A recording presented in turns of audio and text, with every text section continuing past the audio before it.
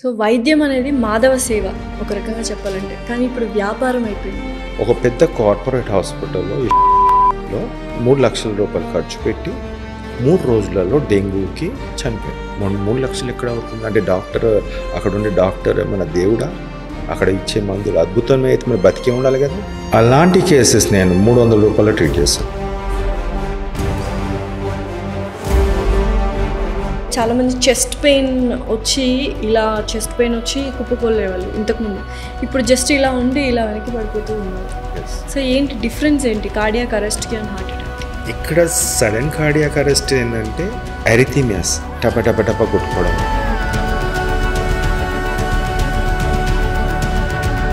ఇప్పటికీ ప్రభుత్వం ఏదైతే ఉందో మెడిసిన్స్ ఉండగా కూడా ఆపుతుంది. నేను ఈ రాజకీయ నాయకులు ఒకటే అంటున్నాను, ఈ మందు తీసుకొస్తే యావత్ ప్రపంచం 840 crore పాపులేషన్కి సమాధానం నా ట్రీట్మెంట్. సో ఒక్క straight question sir, being a government doctor మీ ఫ్యామిలీ మెంబర్స్ని ఎప్పుడైనా గవర్నమెంట్ హాస్పిటల్లో అడ్మిట్ చేశారా?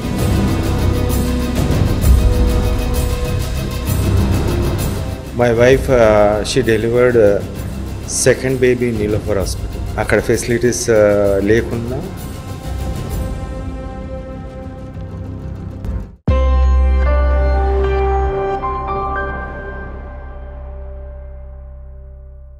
హలో ఎవ్రీవన్, ఇవాళ ఇంకొక ఇన్స్పైరింగ్ స్టోరీతో మీ ముందుకు వచ్చేసాను. సో చాలామంది డాక్టర్స్ ప్రైవేట్ హాస్పిటల్స్కి వెళ్ళాలి, ఫారిన్కి వెళ్ళాలి, ప్రాక్టీస్ చేయాలి అనుకుంటారు. అలా కాకుండా గవర్నమెంట్ హాస్పిటల్లోనే ఉంటూ గవర్నమెంట్ డాక్టర్గానే ఉంటూ పేద ప్రజలకి సేవ చేయాలన్న అంకిత భావంతో ఆయన గవర్నమెంట్ డాక్టర్గానే ఉండిపోయారు చాలా ఇయర్స్ నుంచి. అసలు గవర్నమెంట్ హాస్పిటల్స్లో ఎటువంటి ఫెసిలిటీస్ ఉన్నాయి, వాటి వల్ల వచ్చిన పేషెంట్స్ కావచ్చు, ప్రజలు కావచ్చు ఎలా ఇబ్బందులు పడుతున్నారు, ఆ ప్రాబ్లమ్స్ గురించి, అండ్ ప్రైవేట్ హాస్పిటల్స్లో జరుగుతున్న మోసాల గురించి, అండ్ ఫార్మా కంపెనీస్లో ఎటువంటి స్కామ్స్ ఉన్నాయి వాటి గురించి పూర్తి డీటెయిల్గా మాట్లాడడానికి మనతో పాటు ఉన్నారు డాక్టర్ వసంత్ కుమార్ గారు. నమస్తే డాక్టర్ వసంత్ కుమార్ గారు, ఎలా ఉన్నారు? సో చాలామంది గవర్నమెంట్ హాస్పిటల్స్లో వర్క్ చేస్తున్న గవర్నమెంట్ డాక్టర్స్ ఈవినింగ్ అయ్యేసరికి ప్రైవేట్ క్లినిక్స్కి వెళ్ళిపోతూ ఉంటారు. మీరెందుకు గవర్నమెంట్ హాస్పిటల్కే స్టిక్ అయ్యారు ఇన్ని ఇయర్స్ నుంచి? దిస్ ఈజ్ ఈ క్వశ్చన్కి చాలామంది అని కాదమ్మా, ఎవరు అంత ఉండదు, చాలా తక్కువ మంది. They are so many dedicated people. హాస్పిటల్ని ఫేమస్ ఉన్న వాళ్ళు హాస్పిటల్ని పని చేసుకుంటూ సాయంత్రం పూట ఇలాంటి క్లినిక్స్ లేని వాళ్ళు చాలామంది ఉన్నారు, అందులో నేను కూడా. Because the uniqueness is something. ఇప్పుడు నేను ప్రైవేట్ హాస్పిటల్లో పెడితే నేను డబ్బుల కోసం చూడాల్సి వస్తుంది, కానీ నేను ఇక్కడ నా ట్రీట్మెంట్ని 840 కోట్ల ప్రజలకు తీసుకురావాల్సిన బాధ్యత నా మీద ఉంది కాబట్టి నేను I don't want to do private practice. ఒకప్పట్లో వైద్యో నారాయణ అనేవాళ్ళు. ఇప్పుడు వైద్యుల్ని చూస్తుంటేనే చాలామందికి భయం వేస్తుంది, ఎంత బిల్ రాసేస్తారేమో అని. ఎందుకు ఈ సిచ్యుయేషన్కి ఎందుకు వెళ్ళిపోయాం మనము? అది చాలా తప్పు.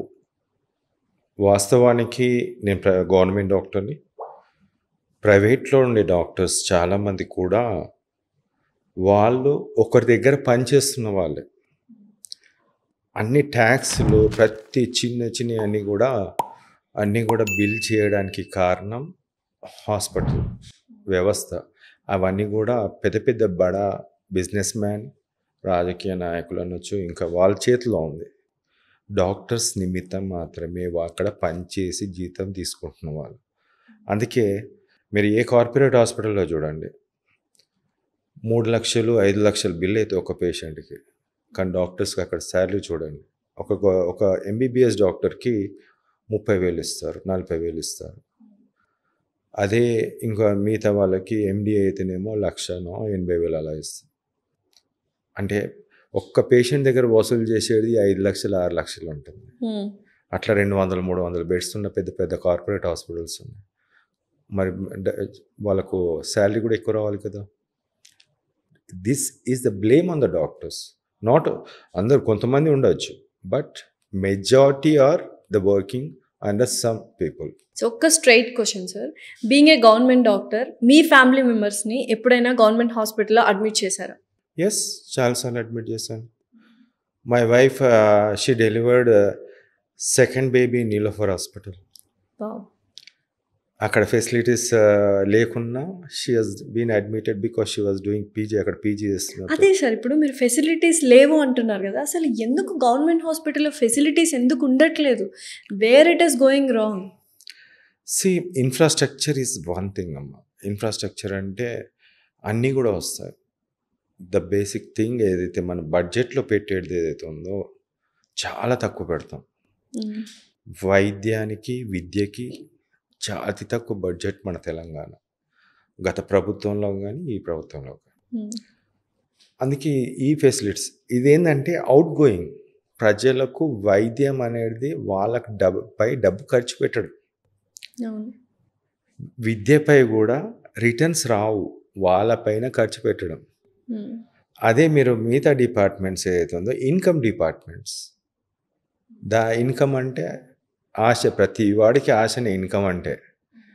ఇది ఖర్చు పెట్టేది యాక్చువల్ చెప్పాలంటే ఈ పునాదులు ఏదైతే ఉందో వైద్య విద్య, ఈ రెండు వీస్, ఈ రెండు వీస్ లేకపోతే ఈ సమాజం ఉండలేదు. సో వైద్యం అనేది మాధవ సేవ ఒక రకంగా చెప్పాలంటే, కానీ ఇప్పుడు వ్యాపారం అయిపోయింది. ఎందుకు అంటే ఇక్కడ ఎవరిని బ్లేమ్ చేయాలి అంటే ఎవరిని చేస్తారు? ముఖ్యంగా మీరు వైద్యం అనేది వ్యాపారం అనేది కాదమ్మా. మెయిన్ వైద్యానికి నేను ఇప్పుడు చెప్తున్నాను, ఒక కేసుకి ఒక హాస్పిటల్లో, ఒక పెద్ద కార్పొరేట్ హాస్పిటల్లో యశోదాలో 3 లక్షల రూపాయలు ఖర్చు పెట్టి 3 రోజులలో డెంగూతో చనిపోయింది. 3 లక్షలు. లాస్ట్కి ఆ కేసుని చనిపోయే ముందు బయట పంపిస్తే రోడ్డు మీద చనిపోయిందా, లేకుంటే గాంధీ హాస్పిటల్ చేరిన తర్వాత అక్కడ బ్రాడ్ డెడ్ అనే సర్టిఫికెట్ ఇచ్చారు. ప్రపంచంలో 3 లక్షలు, రోజుకు 1 లక్ష చొప్పున ఖర్చు అనేది అది చాలా కష్టం. Definitely sir. ఎందుకంటే ఒక యాంటీబయాటిక్స్ ఇచ్చినా 2,000 ఉంటుంది, 3,000 ఉంటుంది, 5,000 వేసుకోండి, 15,000 వేసుకోండి 3 పూటలు. ఐవీ ఫ్లూయిడ్స్ ఒక 150-200 ఉంటుంది. ఐవీ కేన్లాస్ అనుకోని 10 సార్లు మార్చినా 2,000. బెడ్ కాస్ట్ సంథింగ్ 10,000 వేసుకోండి. సో అలా సీరియస్ ఎంత వేసినా కనీసం 15,000-20,000, 30,000 వేసుకోండి. 3 లక్షలు ఎక్కడ అవుతుంది అంటే డాక్టర్, అక్కడ ఉండే డాక్టర్ మన దేవుడా, అక్కడ ఇచ్చే మందులు అద్భుతమే అయితే మరి బతికే ఉండాలి కదా. అలాంటి కేసెస్ నేను 300 రూపాయలు ట్రీట్ చేస్తాను. That is the difference.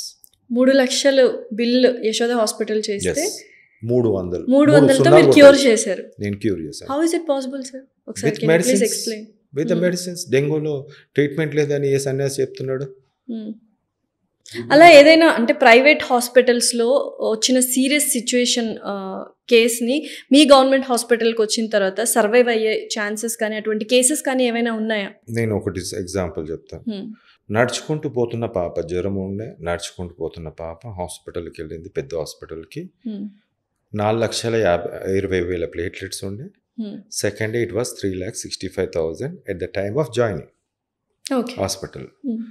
వెళ్ళింది, ట్రీట్మెంట్ ఇస్తున్నామన్నారు, యాంటీబయాటిక్స్ ఇచ్చారు, ఓఆర్ఎస్ ఇచ్చారు, రూమ్లో పెట్టారు, ప్లేట్లెట్స్ పడ్డాయి. తర్వాత 2,20,000 సంథింగ్ పడ్డాయి. ఆ తర్వాత 1,30,000, ఆ తర్వాత 40,000, ఆ తర్వాత 20,000. ఇవన్నీ పడుతూ కిందికి పడిన తర్వాత బీపీ తక్కువైందని ప్లేట్లెట్స్ ఎక్కిస్తూ ఉన్నారా? ఐసీలో పెట్టారు. ఐసీలో పెట్టి ప్లేట్లెట్స్ ఎక్కించారు. ఎక్కించిన తర్వాత ఆల్మోస్ట్ 6 to 7 days తర్వాత ప్లేట్లెట్స్ 70,000కి వచ్చింది. ఓకే. Then patient discharge. ఒక్కటి ఆలోచించండి, 3,65,000 at the time of joining ఉన్నప్పుడు నువ్వు అడ్మిట్ చేసుకుంటే డిశ్చార్జ్ అయ్యేటప్పుడు 70,000. Still the patient ask the question. నా దగ్గరకు వచ్చింది ఆ కేసు, మా యూపీఎస్సి ఆర్ఎఫ్పిటిసికి వచ్చినప్పుడు వాళ్ళకు ఒకటి అడిగింది, సార్ వైద్యం ఇస్తే ప్లేట్లెట్స్ పడడం ఏంది సార్? ఎందుకు పడ్డాయి సార్? నేను కూడా అదే ప్రశ్న ఇస్తున్నాను. వైద్యాన్ని ఇస్తే ప్లేట్లెట్స్ ఎందుకు పడిపోయాయి? అది వైద్యం కాదు, వాళ్ళు ఇచ్చేది సిమ్టమేటిక్ ట్రీట్మెంట్. నెక్స్ట్ ఇమీడియట్గా నా దగ్గరికి వచ్చిన తర్వాత మెడిసిన్ పెట్టిన తర్వాత ఆటోమేటికల్లీ 2,65,000 నెక్స్ట్ డేనే, అంటే 70 నుంచి 2,65,000 మెడిసిన్స్ ఆర్ దేర్. ఒక చిన్న మెడిసిన్ ఆమెకి పెట్టిన మెడిసిన్ నేను వాట్సాప్లో ఉంది, ఇప్పుడు కూడా నేను చూపిస్తాను. ఆ కేసుని చూడలేదు కానీ ట్రీట్మెంట్ ఉంది. వితిన్ 2 daysలో 3.5 to 4 lakhs వచ్చింది. ఎలాగా? మెడిసిన్స్ మెడిసిన్ ఉన్నాయి. ఎందుకు ఇవ్వట్లేదు? అదే మెడిసిన్స్ ప్రైవేట్ హాస్పిటల్ ఇస్తే అంత ఖర్చు ఉండదు. 3 లక్షలు పెట్టి ట్రీట్మెంట్ చేసే బదులు మీరు అన్నట్టు 300 పెట్టి మెడిసిన్స్ ఇస్తే అయిపోయేది కదా. ఆ మెడిసిన్ వాళ్ళకి తెలియదు. ఏంటి సార్ వాళ్ళు దీంట్లో వాళ్ళకి ఎందుకు మెడిసిన్ తెలియదు సార్ వాళ్ళకి? This is what the medicine మేము తీసాం 2018-19 నుంచి విగ్రస్గా స్టడీ చేస్తూ ప్రతి మెడిసిన్ ఏ మెడిసిన్ దేంట్లో ఏ విధంగా పనిచేస్తుంది వైరల్ ఇన్ఫెక్షన్ అనేది మా డాక్టర్స్ తీసిన తర్వాతనే వెన్ మా నుంచి వచ్చిందే ఇది. వాళ్ళకి ఇప్పటికీ కూడా తెలియదు. వాళ్ళకు అప్లై చేసిన మెడిసిన్ కూడా మళ్ళీ మిగతా రాదు. ఎందుకంటే diet is also important. At what time with what medicine you can stop అనేది కూడా ఉంటుంది దాంట్లో. అది చేయాలి. చాలామంది పొలిటీషియన్స్ కూడా హెల్త్ బాగాలేనప్పుడు సోకాల్ పెద్ద పెద్ద హాస్పిటల్స్కి వెళ్తుంటారు. ఏజీ కావచ్చు, యశోద కావచ్చు, సన్షైన్స్ కావచ్చు, కిమ్స్ కావచ్చు, కేర్ కావచ్చు, ఇలా వెళ్తుంటారు. గవర్నమెంట్ హాస్పిటల్కి ఎందుకు రావట్లేదు? గవర్నమెంట్ హాస్పిటల్లో ఈ సర్వీసెస్ అని ఉండవు. What doctor services are good. Politicians డబ్బులున్న వాళ్ళు కాబట్టి అక్కడికి వెళ్తారు సార్ వాళ్ళకు ప్రైవేట్ హాస్పిటల్స్కి. సామాన్యుల 5 పరిస్థితి స్టార్ హోటల్స్ లాగా రూమ్స్ కావాలి, వాళ్ళకి ఏసీ కావాలి, వాళ్ళకి మంచి బాత్రూమ్స్ ఉండాలి, అన్నీ ఉండాలి. అది వాళ్ళే ప్రొవైడ్ చేయాలి మాకు. మీరు గమనించాల్సింది మాకు అంటే ప్రజలకు. కరెక్ట్. ఓటేసిన 200కు ఓటేసిన ప్రజలు ఎవరైతే ఉన్నారో ఆ ఊర్లోకి వెళ్ళి కాళ్ళు పట్టుకొని అన్ని విధాలు సాష్టాంగ సంస్కారం పెట్టి వాళ్ళ ఓటు తీసుకొని ఈరోజు వాళ్ళు కార్పొరేట్ హాస్పిటల్కి వెళ్తారు. ఎప్పుడైతే ఈ రాజకీయ నాయకులు గవర్నమెంట్ హాస్పిటల్కి వచ్చి అక్కడ పడుకొని ట్రీట్మెంట్ తీసుకుంటే అన్నీ క్లియర్ అయిపోతాయి. అది జరుగుతుందంటారా? సాధ్యం అవుతుందా? సాధ్యం కావాలి. అది ప్రజల చేతిలో ఉంది. అది మీ చేతిలో నా చేతిలో లేదు. ప్రజలు అనుకుంటే సాధ్యం అవుతుంది. గవర్నమెంట్ హాస్పిటల్స్లో యాజ్ పర్ ప్రోటోకాల్స్, హైజీన్ కావచ్చు, స్టెరిలైజేషన్ కావచ్చు, మెడిసిన్స్ కావచ్చు, ఇవన్నీ as per protocol standards maintain చేస్తున్నారా లేదా? మెడిసిన్స్ కూడా రాజకీయ నాయకులు టెండర్స్ని లేకుంటే హయ్యర్ ఆఫీషియల్స్ టెండర్స్ని పిలవడం ఏదైతే ఉండదో లోయెస్ట్ కొటేషన్ తోటి వస్తారు. ఇప్పుడు ఇప్పుడు పెద్ద పెద్ద ఫార్మా కంపెనీస్ ఉంటాయి. ఒక ట్యాబ్లెట్ అక్కడ 20 రూపాయలు ఉంటుంది కాస్ట్. ద లోయెస్ట్ కొటేషన్ దాంట్లోనే జనరిక్ ఫామ్లో చిన్న చిన్న కంపెనీస్ ఏవైతే ఉంటాయో 20 పైసలు 30 పైసలు ఉన్న ట్యాబ్లెట్ని ఏదైతే ఉందో వాళ్ళు కొనుగోలు చేస్తారు. తక్కువ లోయెస్ట్ కొటేషన్ ఉన్నదాన్ని వీళ్ళు తీసుకొని బిడ్లో తీసుకొని దాన్ని ప్రజలకు ఇవ్వడం జరుగుతుంది. ఆ క్వాలిటీ ఆఫ్ థింగ్స్ ఏదైతే ఉందో మళ్ళీ వీళ్ళే చెక్ చేయాలి. డ్రగ్ కంట్రోల్ ఆఫ్ ఇండియానే చెక్ చేయాలి. చాలాసార్లు తక్కువ క్వాలిటీ ఉంది, ఇది పని చేయదు అని చెప్పేసి చేసినవి కూడా ఉన్నాయి, మంచి పని చేసినవి కూడా ఉంటాయి. స్టిల్ ఇప్పటికీ కూడా ప్రజలు గవర్నమెంట్ హాస్పిటల్ వేల సంఖ్యలో వస్తారు. నెలకు లక్షలలో ఉంటారు. అందరూ బతికి బయటపడుతున్నారు కదా. అంటే అందరూ ఏమనుకుంటున్నారంటే చాలామంది చచ్చిపోతారు గవర్నమెంట్ హాస్పిటల్. బతికించిన వాళ్ళు చాలామంది ఉన్నారు. వేల సంఖ్యలో వస్తారు మా దగ్గరికి.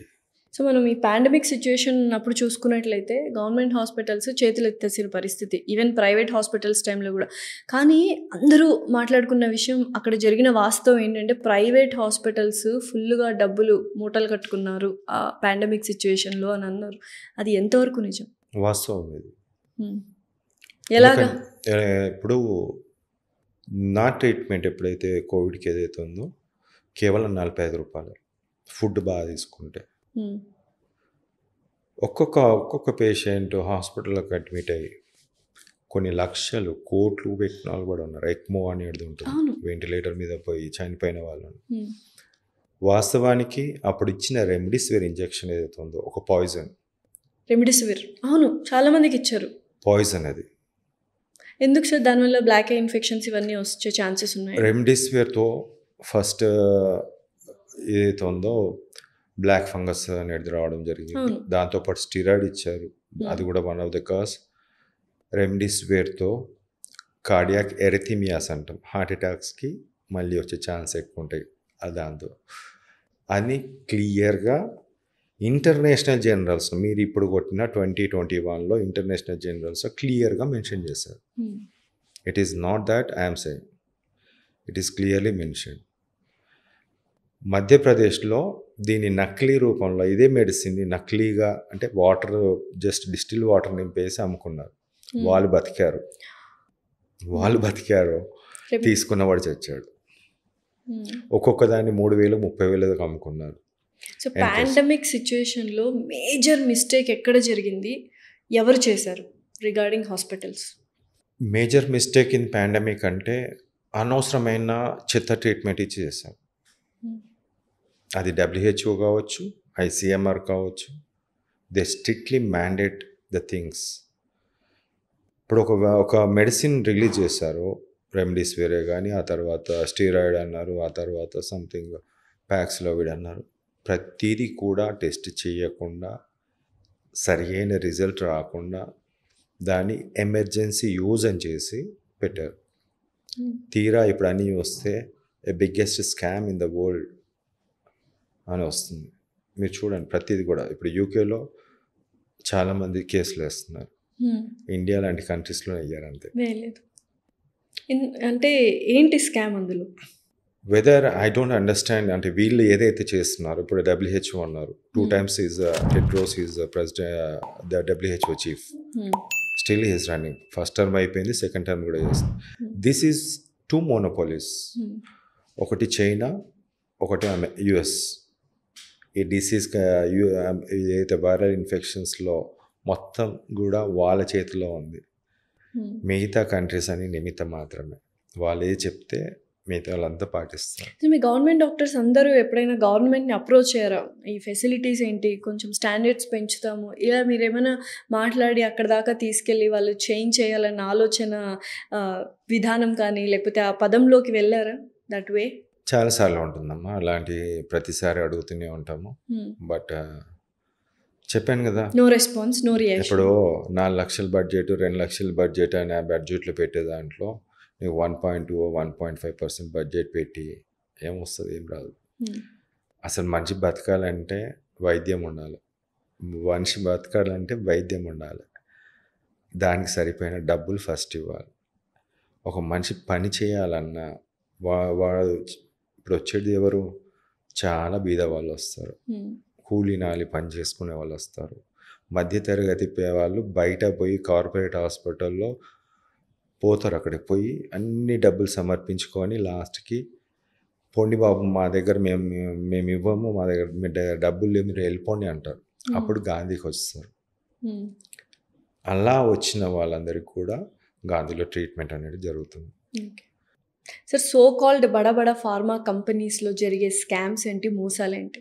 దానివల్ల ప్రజల ఆరోగ్యాలు ఎంత డేంజరస్లోకి వెళ్ళిపోతుంది? ఎనీ మెడిసిన్ ఏది కూడా ప్రతిదీ కూడా మోసాలను కన్నా మెడిసిన్స్ అనేది ఏదైతే ఉందో హయ్యర్ ప్రైస్లో ఉంటుంది. బ్రాండ్ అనే పేరుతో, లేకుంటే మీకు తెలుసు అన్ని Banjara hills cost, land cost ఎట్లనో సేమ్ దాని మెడిసిన్ కూడా అలానే. నిజంగా అంత కాస్ట్ ఉంటాయా సార్? అంటే ప్రొడక్షన్ కాస్ట్ అంత ఉంటుందా tablets? Production cost will be less, but marketing అవన్నీ పరంగా వాళ్ళు చూసుకుంటారు కాబట్టి they will fix the price. Okay. The composition of the medicine which is there, it will be costless, but the marketing, the things are different. And ఇప్పుడు present సిచ్యుయేషన్లో ఒక మాట అంటే చాలామంది భయపడుతున్నారు, ఆ మాట హార్ట్ అటాక్. మనం ఇందాక కూడా చాలాసార్లు డిస్కస్ చేసుకున్నాం. ఏంటి సార్, ఒకప్పట్లో 45 years ఉన్న వాళ్ళకి, పైబడిన వాళ్ళకి హార్ట్ అటాక్స్ వచ్చాయి వెరీ కామన్గా. బట్ ఇప్పుడు యంగ్స్టర్స్, స్కూల్ పిల్లలు, ఇంటర్ చదివే పిల్లలు, డిగ్రీ చదివే పిల్లలు అలా క్లాసెస్ వింటూ కుప్పకూలిపోతున్నారు. రీజన్స్ ఏంటి? ఫస్ట్ థింగ్ నేను ఒకటి చెప్పాలనుకుంటున్నాను. ఒక అధ్యయనం చేసింది, ఏది ICMR. ఓకే, ఈ అధ్యయనంలో ఏమన్నారంటే, first thing, vaccine is not the cause for heart attacks. They ruled out. Confirm చేసింది. చేసింది నిజమా కాదా? అది బిఫోర్ April 30. లాస్ట్ ఈ సీజన్ ఇదే టైంలో వాళ్ళన్నీ ఈ విధంగా డెత్స్ అవుతున్నాయి అంటే because of not the vaccine అన్నారు. Then what could be the cause అంటే no answer. Maybe post covid symptoms ఏమో. No answer. అలా పోస్ట్ కోవిడ్ అని చెప్పనికి కూడా లేదు. ఎందుకంటే రౌండ్ ది క్లాక్ 12 monthsలో every month you should be having the same average.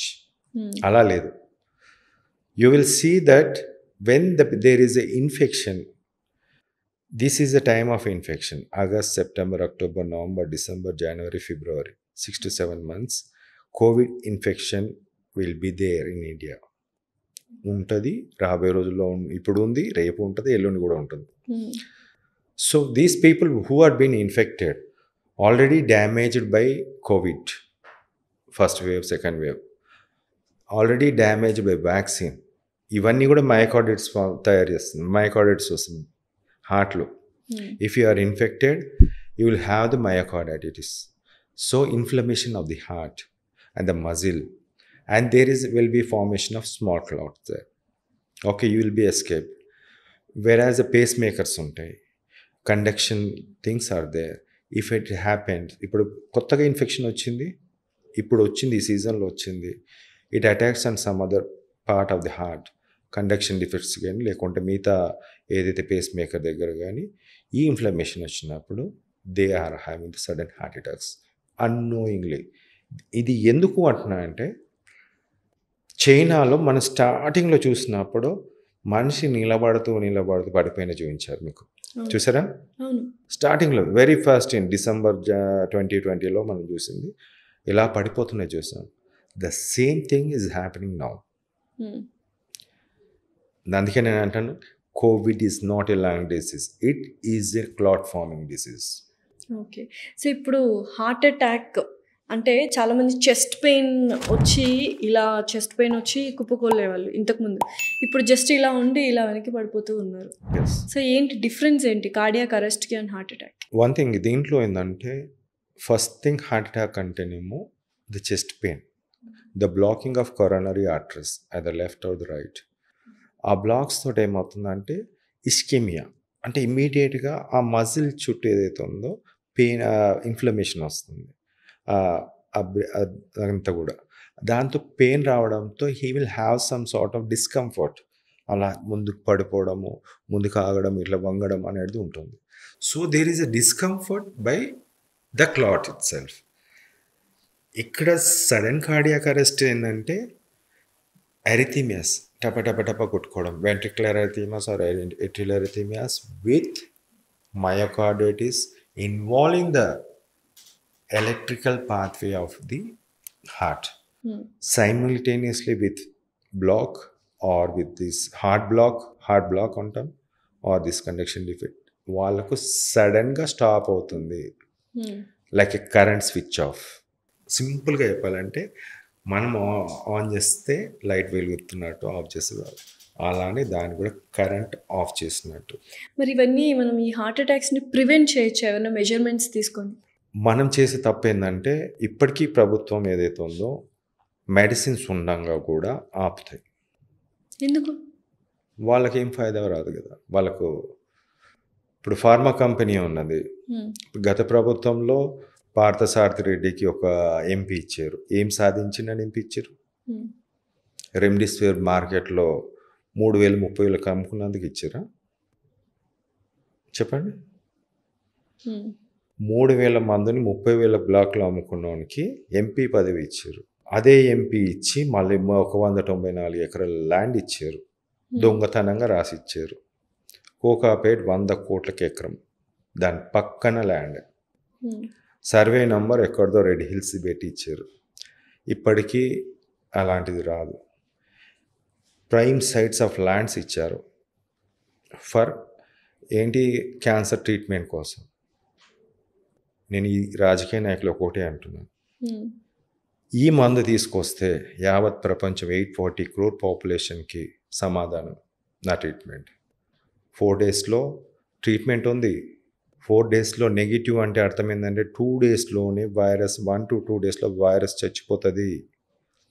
Kills the virus. 1 dayలో fever తగ్గుతుంది. Second and third day dead killed virus మన గొంతులో ఉంటుంది, అది ఏం చేయదు. Even still it shows a positive. అంటే 2 రోజులు వైరస్ చంపుకుంటావా, లేకుంటే 15 రోజుల పాటు నీ దగ్గర వైరస్ పెట్టుకుంటావా? బట్ 14 days అయితే టైం పీరియడ్ ఉంది కదా ప్రతి వైరల్ ఇన్ఫెక్షన్స్కి. అదేనమ్మా, అదే ఇప్పుడు చిన్న పిల్లని అడుగు మనం పోయి, నాయన నీకు 2 రోజులలో మంచిగా అయిపోతుంది, ఇది బెటరా లేకుంటే 14 రోజుల పాటు ఆ వైరస్‌ని బాడీలో ఉంటది. నానా కష్టాలు పెడతది. బాడీ మొత్తం ఇన్‌ఫ్లమేషన్ వస్తది. సర్వనాశనం పట్టిస్తదంటే వాడు సమాధానం చెప్తాడు. ఈ దుర్మార్గులకి ఎందుకు రాదమ్మా అది? ఎవరు వీళ్ళు? Who are they to kill? ఇది ఆన్సర్ ఇది. ఒక ఇప్పుడు ఎక్కడున్నాం మనం? మనకి ఇక్కడ ఇప్పుడు అన్నీ ఉన్నాయి. అన్ని ways of things are these. Email, Gmail, YouTube, ఆట్యూబ్ అన్నీ ఉన్నాయి. ఏమి లేనట్టు పిచ్చోన్లాగా 14 రోజుల పాటు ఉంచుకోవడం అంది. నేను సైన్స్తో పాటే మాట్లాడుతున్నాను. నేను ఇంకా ఏది కాదు. నేను బాబాను కాదు, ఇంకొకటి కాదు. నేను డాక్టర్ని, సైన్సే మాట్లాడుతున్నాను. ఎందుకు వాళ్ళు? అండ్ ఇంకొకటి, ఏదైనా ఇన్ఫెక్షన్స్ వచ్చినా కూడా, ఏదైనా పీపుల్ సిక్ అయిన తర్వాత నాన్ వెజ్ ఫుడ్ తినకూడదు అంటారు. ఎటువంటి ఫుడ్ తీసుకోవాలి ఆ టైం? నాన్ వెజ్ తినాలమ్మా. Because these people want to make the sick into sicker, ఇంకా సిక్ అయ్యి హాస్పిటల్ అడ్మిట్ చేసే విధంగా.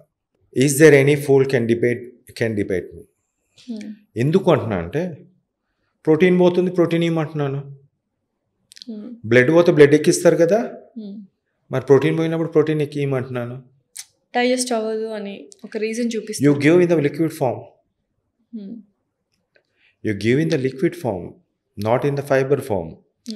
మటన్ కానీ ఫైబర్ అంటారు. సరే, make it is liquid. Chicken కానీ లిక్విడ్. ఎగ్ తినిపించచ్చు, మిల్క్ తాగిపించచ్చు, పన్నీర్ తినిపించచ్చు, మిల్క్ ప్రోడక్ట్స్ తీసుకోవచ్చు, సోయా సాస్ తీసుకోవచ్చు, వాటర్ మిల్క్ తీసుకోవచ్చు. టుట్టి ఐవీనే ఇస్తుంటారు కదా చాలా సిక్ అయిన పర్సన్స్కి, లైక్ ఎక్కువ తినకూడదు అన్న ఉద్దేశం. వాళ్ళు పేషెంట్ని ఇంకా పేషెంట్ చేయడం. అందుకే అంటున్నాను, if you give thus all the things, protein పోతున్నప్పుడు ప్రోటీన్ ఇవ్వండి అంటున్నాను నేను. తప్పేముంది దాంట్లో? వాళ్ళు మొత్తం ఇవ్వద్దు, గ్లూకోజ్ ఇవ్వాలి, వాటర్ ఇవ్వాలి. ఇది చాలా తప్పు ఇది. So what is a good diet? Good diet is everything is a good diet. ఇప్పుడు మనం we're accustomed to the rice, wheat, jowar, ఇవన్నీ కూడా మనము వి టేక్ మోర్. చెప్పాలంటే బిర్యానీ రైస్ అంటే ఇంత అన్నం తింటారు, దాని కర్రీ ఇంత తింటారు. కర్రీ ఇంత, రైస్ ఇంత తిని కర్రీ ఎక్కువ తినండి అంటాడు. You need the minerals, vitamins and all the things in higher form. Glucose is little enough for the metabolism. అయితే ఇప్పుడు చాలామంది zero carbs, zero fats, zero oils, zero sugars అంటున్నారు. ఇది పాటించవచ్చా మరి ఈ zero thing? It is ugliest thing అంటాను నేను. ఎందుకంటే you need some all the things అమ్మా.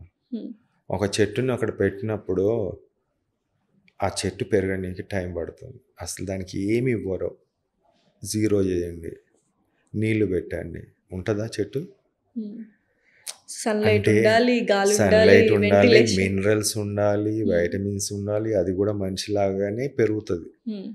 క్లోరోఫిల్ తోటి సింథసిస్ వస్తుంది. సన్లైట్ అంటే వాటర్ ఇవ్వాలి. అట్మాస్ఫియర్ కార్బన్ డైఆక్సైడ్ తీసుకుంటుంది అది ఇన్ ద ఫార్మ్ ఆఫ్. మనం కూడా carbon dioxide is nothing but the carbon which is the C6H12. ఇదైతే మనము మన బ్లడ్లో ఉండే ఏదైతే ఉంటాయో అన్నీ అబ్జర్వ్ చేసుకుంటాం. జింక్, కాల్షియం, మినరల్స్, ఇవన్నీ కూడా పొటాషియం అన్నీ కావాల్సినంత తీసుకుంటుంది. Vitamins, water soluble and water insoluble, fats, proteins, ఇవన్నీ కూడా అవసరం ఉంటుంది.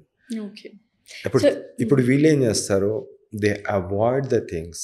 ఇది అవాయిడ్ చేయండి, తగ్గుతుంది అంటారు.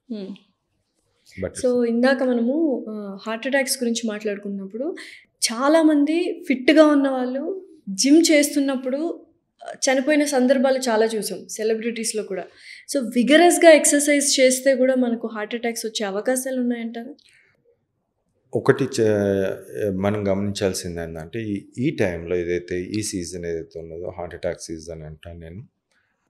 ముఖ్యంగా వైరల్ సీజన్, ముఖ్యంగా కోవిడ్ సీజన్. కోవిడ్ పోలేదు, మనలోనే ఉంది.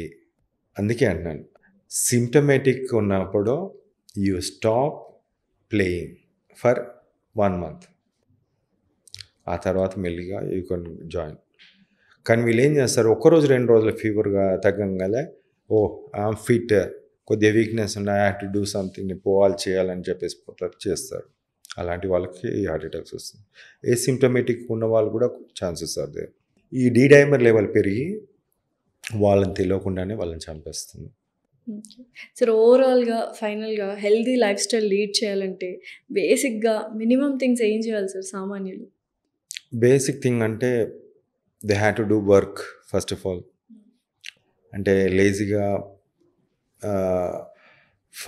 మనం చేసే ఏదైతే ఉందో మార్నింగ్ స్టార్టింగ్ నుంచి చెప్పాలంటే, మార్నింగ్ లేవగానే టిఫిన్ ఏదో ఒకటి తింటాము, ఆయిలీ ఫుడ్ తింటాము, but we don't work out. Workout చేయకుండా ఆ తినడం వేస్ట్. ఫస్ట్ వర్కౌట్ చేయండి, దాని తగ్గట్టు తినండి. బట్ తినేవాళ్ళు ఒక బఫెట్ లాగా, నేను డబ్బులు పెట్టాను కదా, 4-5 క్వాంటిటీ చూసుకోరు. క్వాంటిటీ చూసుకోరు. 4-5 తినచ్చు, 10 తినచ్చు అంటారు. 10 తిని 10 మందికి చెప్తారు, నేను 10 తిన్నాను అంటారు. వాడే పేషెంట్. దెన్ ఏమవుతుందంటే, whatever the thing you take in the limited form in 3 to 4 times తింటే సరిపోతుంది. That's what I'm say. High glucose intake తీసుకుంటే వచ్చేది లాభం కాదు, నష్టం. With that fiber diet, with that protein diet, with that all the minerals అన్నీ included. And మనం చేసే పెద్ద తప్పు అన్నిటిలో ఫస్ట్ పెద్ద తప్పు ఏంటంటే, మనం యూజ్ చేసే వంట నూనె ఏదైతే ఉందో అదొక విషయం. మరి ఏది యూజ్ చేయాలంటారు?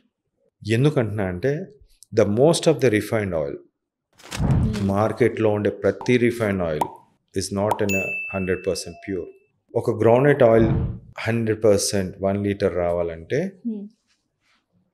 400 to 450 రూపీస్ అవుతుంది. 300 వేసుకోండి, మనకు వచ్చేది 200. వాడు లాస్ పోయి మనకు డబ్బు మనం మేలు చేస్తాడా? ఇది నేను ఎక్కడో విన్నాను సార్. చెప్పండి. కరెక్ట్. బికాస్ కల్తీ నూనె అది వీళ్ళకి తెలియదా? అన్నీ తెలుసు. బట్ ఆ నూనె కాటన్ సీడ్ ఆయిల్ మిక్స్ అవ్వచ్చు, ఇంకో ఆయిల్ మిక్స్ అవ్వచ్చు, అన్ని oil that is more dangerous, unsaturated fatty acids. అవన్నీ కూడా that causing the damage. So avoid చేయాలి అవన్నీ. వింత చెప్తున్నాను దీనిలో. అదే మీరు ప్యూర్ 100% కాటన్ గ్రౌండ్నట్ ఆయిల్ తీసుకుంటే rich in high proteins.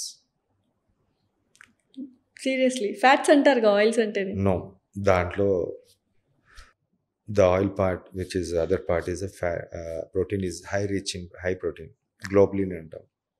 That is the difference. ఇప్పుడు మీరు అన్నారు డైట్లో ఏంటి అసలు ఫస్ట్ విషయం తీసుకుంటున్నామే అది. సెకండ్ మిగతాది లంచ్ కానీ అన్నీ కానీ సరైన నార్మల్ డైట్, మరీ ఫుల్గా తినేసి చేయడం కన్నా normal diets and frequent diets. ఇప్పుడు చాలామంది సోషల్ మీడియా వచ్చింది కాబట్టి ప్రతి ఒక్కళ్ళు హెల్త్ గురించి డైట్ గురించి చెప్తున్నారు. అందులో కొంత ఫేమస్ వాళ్ళే, పేరు చెప్పాల్సిన అవసరం లేదు, నాన్ వెజ్ అసలు తినకూడదు, వెజిటేరియన్స్ అవ్వండి, నాన్ వెజ్ తింటే అది నిరంతరం ఆ గట్ అనేది ఫంక్షన్ అవుతూనే ఉంటుంది, which is very damaging to your gut, to your intestines అంటూ ఉంటారు. మంతిని సత్యనారాయణ ఎగ్స్ విషయం అన్నాడు. ఒకటి ఆయనకు తెలుసలేదు, కోవిడ్లో చాలా చనిపోయినది బ్రాహ్మిన్స్, ఈ వైశ్యస్ అండ్ వెజిటేరియన్స్. ఇప్పుడు కొత్తగా వేగన్స్ కూడా అవుతున్నారు. ఈ ముగ్గురు అంటే ఈ వెజిటేరియన్స్, వెజ్జీ వాళ్ళు చాలామంది చనిపోయారు, గణాంకాలు చూపిస్తున్నాయి. బికాజ్ ఆఫ్ లో intake of protein. Those who had the high protein diet in the COVID, in the dengue or any other viral infection, he will survive in future. ఎవరైతే నాన్ వెజ్ తినొద్దు అని చెప్తున్నారో, మై కైండ్ సజెషన్, కనీసం vegetarians అయినా egg తినొచ్చు అని నేను చెప్తాను. ఓకే, లేదంటే వెజిటేరియన్స్, ప్యూర్ వెజిటేరియన్స్ ఉన్న వాళ్ళు ప్రోటీన్ రిచ్ ఉన్న వెజెస్ కానీ, బట్ అంత రాదు. I face a lot of problem with this vegetarians, నేను డెంగ్యూ పేషెంట్స్లో I purely gives the 100% కాదు 80% you take the non veg అంటారు. వాళ్ళల్లో రాకెట్ లాగా ప్లేట్లెట్స్ పెరుగుతాయి, ఆల్బుమిన్ పెరుగుతాయి, గ్లోబులిన్ అన్ని రాకెట్ లాగా ఉంటుంది. వేరేజ్ వెజిటేరియన్లో తినండి అమ్మా అని బతిమలాడతారు. అంటే I don't send non veg to eat, but వెజిటేరియన్లో ఉన్న ప్రోటీన్ హై ప్రోటీన్ డైట్ని తీసుకోమంట. బట్ స్టిల్ వీళ్ళు పాకుతున్నట్టు ఉంటుంది, వీళ్ళేమో రన్నింగ్ చేస్తున్నట్టు ఉంటుంది. 4 డేస్లో వీళ్ళు అది అవుతుంది, 5 డేస్లో 5 to 6 డేస్లో వీళ్ళు రికవర్ అవుతారు. That is the answer. Okay, thank you so much Vasanth garu. We got a very good information about this. Thanks a lot. Thank you.